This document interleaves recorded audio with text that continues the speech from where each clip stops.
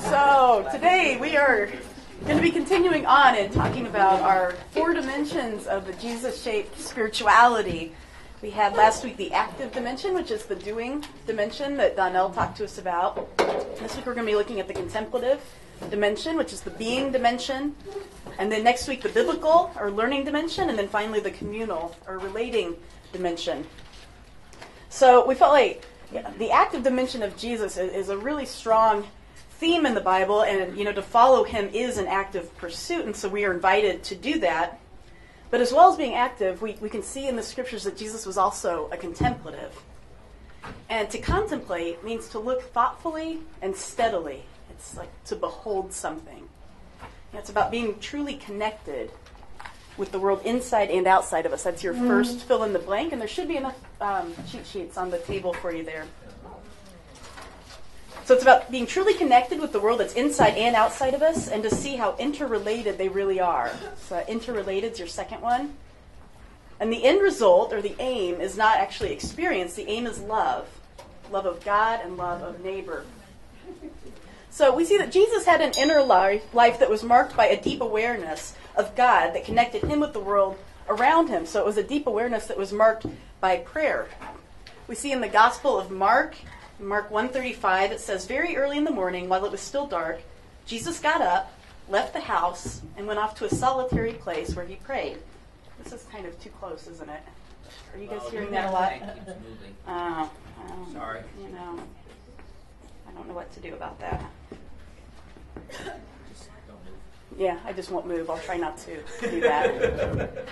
So we're not told a whole lot in the Bible about the prayer life of Jesus.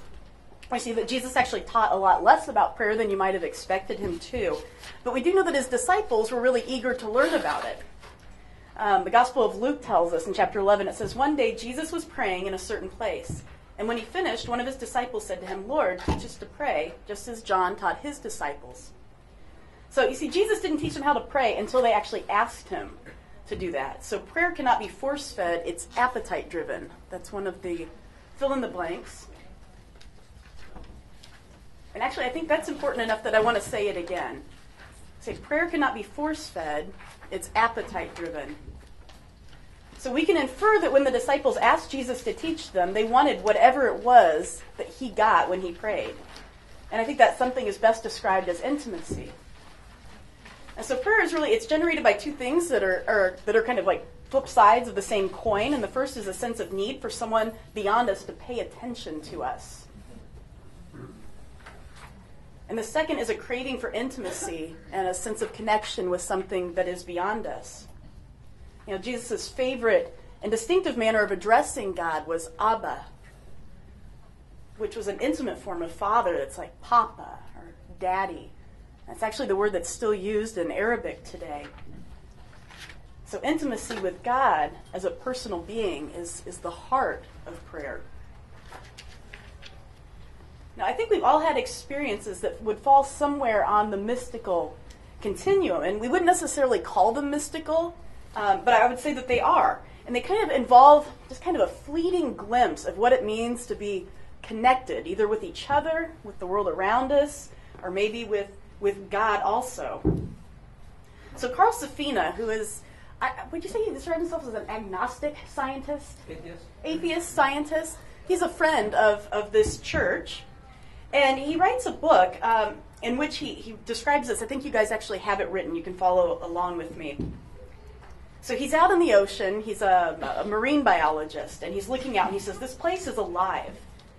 In every direction now, creatures far larger than dinosaurs cavort and carry on, blowing voluminous clouds of breath and breaking sea's surface in rings of foam.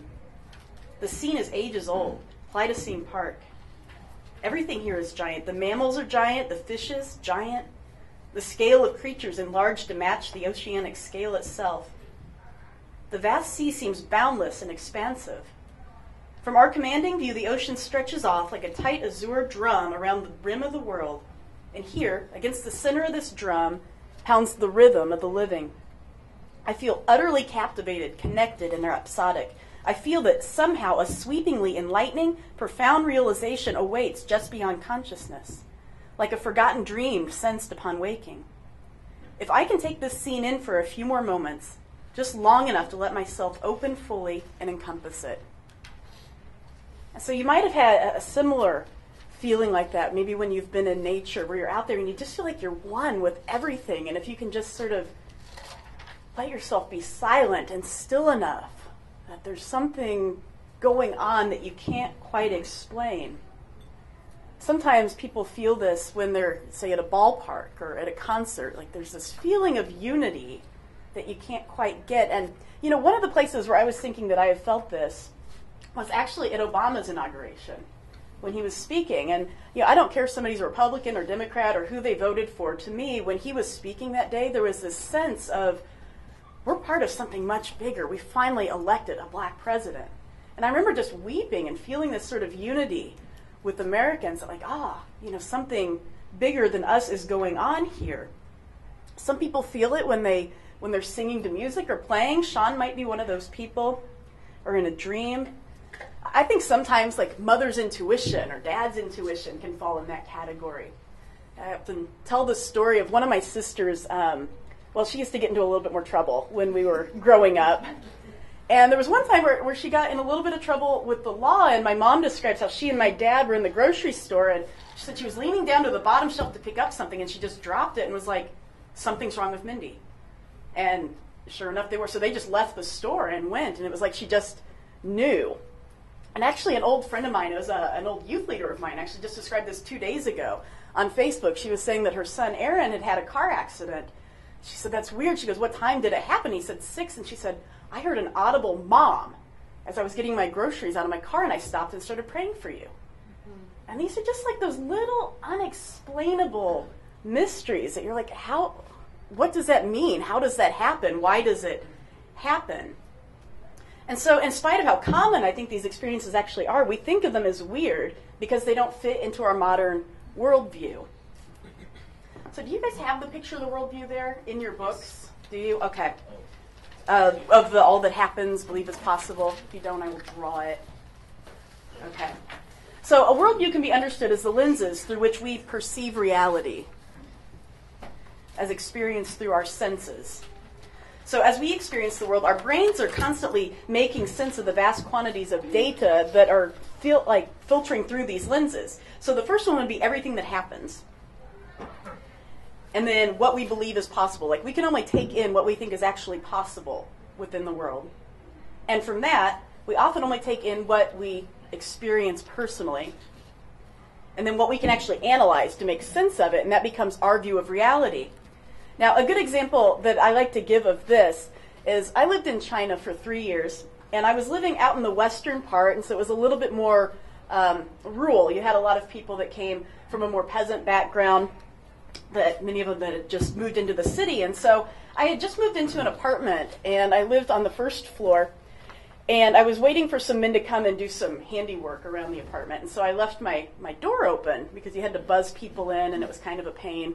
So I just left it cracked, and I was in my kitchen, and I was doing some work, and I turned around, and there was a woman going through my stuff. It was just like an old, elderly Chinese woman. And like I just didn't even know how to process. Is she robbing me? Is she lost? Like, is she in the wrong apartment? Does she have dementia? Like, all of these things are going through my mind. And then after I started talking to her, I realized that, like, it's just like perfectly normal, actually, for a new neighbor out in this part of China for you to just walk into their homes and take a look around.